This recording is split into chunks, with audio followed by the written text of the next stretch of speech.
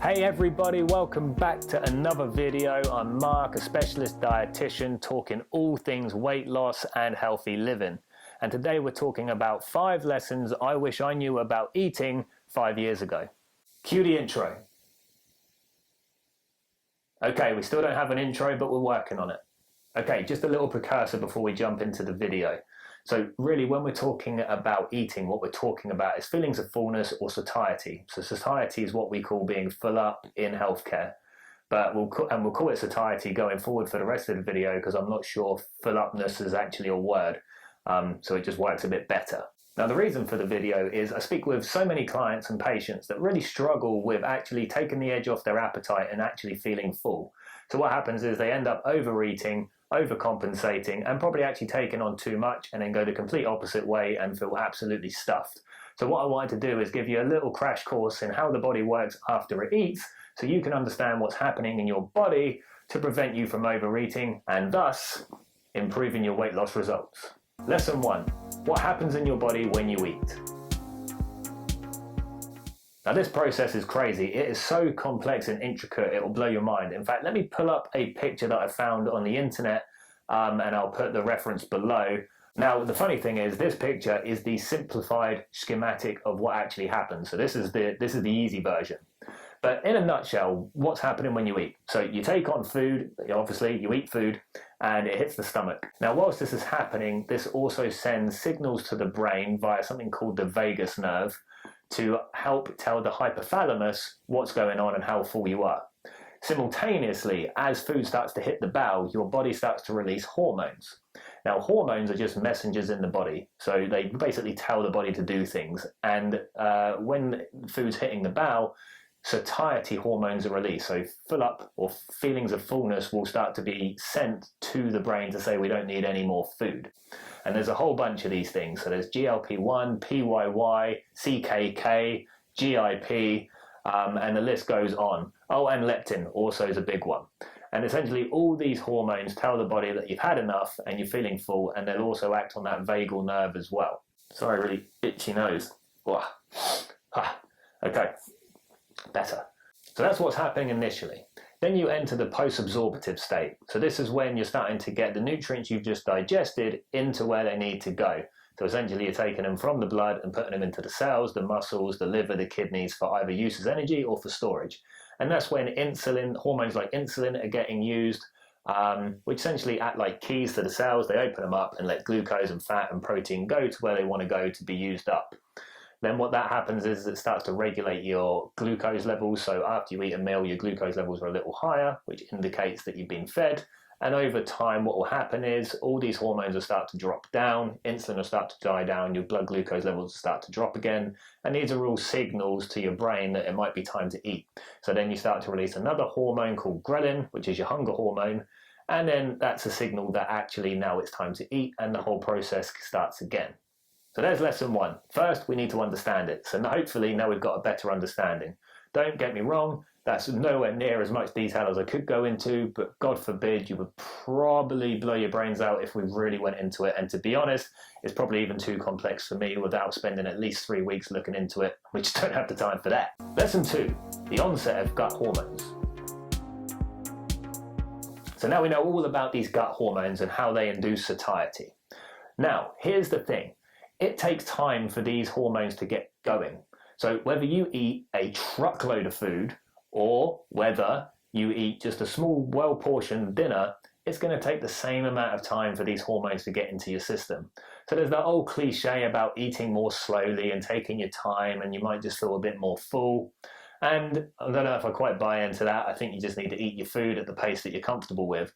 But here is a key lesson though, and that is, because it's going to take the same amount of time for these hormones to get into your body and start to exert their effect, once you have eaten, give it time for these hormones to work.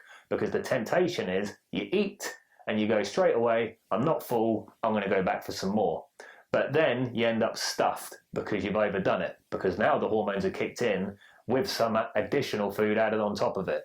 So just give it time. In fact, I'll challenge you tonight, when you're having your meal, have almost 2/3 or half of the portion you'd normally have, and then after you finish, go for a walk. Just 10 minutes, go around the block. Come back and see if you're still hungry. Lesson 3, hormone resistance. Now, if you're familiar with my work, you'll know that I work as a diabetes specialist dietitian in the day shop. And a lot of my work is with people with type 1 diabetes actually, but I do see a lot of patients with type 2 as well. And type 2 is quite sexy at the moment, it's in the media all the time, and it's a big national health crisis. And the reason it gets such public attention is because it comes about due to a lot of lifestyle factors. So generally people are overweight, obese, and inactive. And the physiology that's happening underneath all this is people develop something called insulin resistance. Now, insulin's a hormone, and remember, all hormones are messengers in the body. And insulin's message is to tell glucose, or tell the cells of the body to let glucose move from the blood into the cells where it can be used for energy or stored for later. Now, in type 2 diabetes, your body starts to become resistant to the insulin. So insulin's there, but the message isn't being heard. Now, remember all those hormones we were just talking about in previous lessons, and those satiety hormones. And it's quite well documented that you can develop resistance to some of these, particularly leptin. So people get leptin resistance. So it follows then, if you can be resistant to insulin and leptin, then you can be resistant to the other hormones as well. So what I find is that people who come to see me in clinic sometimes do not find that they ever get full. They just don't have that. They just don't have that off button, and that's a classic symptom of someone that is resistant to their satiety hormones.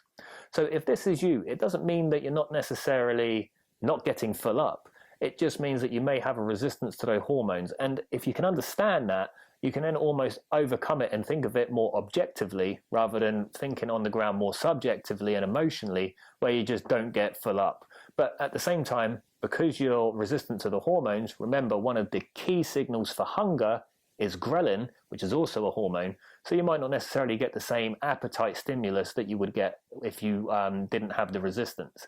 So it works at both ends of the spectrum. So trying to overcome that and understand it might just help you get over the line and actually just eat well-portion controlled meals and then see what happens, or trying to be a bit more objective with it, as I said.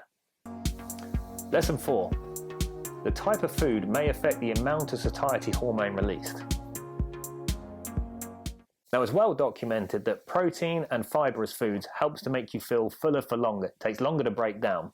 But there's been a couple of articles that I've looked at that have said fattier meals and protein-based foods actually cause an increase in the release of these satiety hormones. Now, from a weight loss perspective, it's probably not great to be, eating loads of fat. It's very calorific. I'm not saying don't eat any fat. In fact, interesting fact, the guidelines for the UK say you should eat around 33% of your total calories from fat. So the guidelines aren't low fat, it's just the right amount of fat, and ideally using the good types of fat as well. So you're not just gouging on McDonald's. It's fish oils, it's nuts, it's seeds, those types of fats, as opposed to fries and milkshakes and all that sort of junk. Anyway, I digress. Point is, different types of food and the combinations of the macronutrients in your diet can have an effect on how full up you feel, on that satiety response. So if you're utilizing protein foods, for example, that we know help you feel fuller for longer, and then using the more leaner sources such as chicken breast, turkey breast, fish, nuts, although they're quite fatty, but they're still a good source of protein. So if it's a well-portioned amount, maybe a handful. Eggs, or if you're a vegetarian, you could go down the corn route, soya, tofu, beans, pulses, lentils, all very rich sources of protein that could help make you feel fuller for longer without overdoing the calories. Lesson 5, the speed of eating, but the jury's out. Now, I've kind of already messed up here because I alluded to this earlier and spoke a little bit about it, but I promised you 5 points, so let's just go into a little bit more detail here. So when I looked into a few different journal articles, they were looking at the speed of eating and how it affects the quantity of food eaten. And really the jury's out. So sometimes when people slow down their eating, it actually related to eating less, whereas in other studies, people slowed down their rate of eating but actually ate more. So really what that tells me is it can work for some people, it might not work for others, and actually we just don't know. Now, just kind of reverse engineering it and thinking about everything else I've said, because the hormonal release is related to how much you're eating. In theory, if you're spreading out that food intake over quite a prolonged period, then you're not going to get the full hormonal response. You're kind of drawing it out. So actually you might not feel as full for longer. Now don't get me wrong, if you've got a massive portion and you're more slow with that, then yes, actually if you only need half of that to feel full, then you're giving your body a chance, and slowing down the rate of eating is going to let your body let you know that that's too big a portion. But if you have a well-portioned meal that's not overdoing it, then spreading that out could actually then not make you feel satisfied, and therefore you're more likely to eat. So maybe without actually waffling it down, you know, straight down the hatch, almost eating like a duck, just sort of getting it down. Without doing that, maybe not thinking about your rate of eating, actually just eat what's natural, the speed that's natural to you, and then just re-engaging with what I said about giving the body a chance to let you know how much it's had and whether or not it's satisfied, because it will. And therefore that can give you a good objective decision about whether or not to go back for seconds. And hey, there's nothing wrong with going back for seconds if you feel you need seconds, but all I'm saying is give it a chance. There you have it, guys. There's 5 lessons I wish I knew about eating, appetite and weight loss years ago. Well, it was more like 4.5 to be fair, because I kind of said 1 twice, but nonetheless, you get my point. Now, I hope that was useful. If it was, make sure you hit the subscribe button. I'd love to have you come back to other videos. If you're interested, I also run a diabetes blog, which is diabetesdietguy.com, as in diet and guy.com, and also have a services page at markgreennutrition.co.uk. So check me out if you want to. Subscribe. We'll be bringing more videos like this, and I'll see you next time.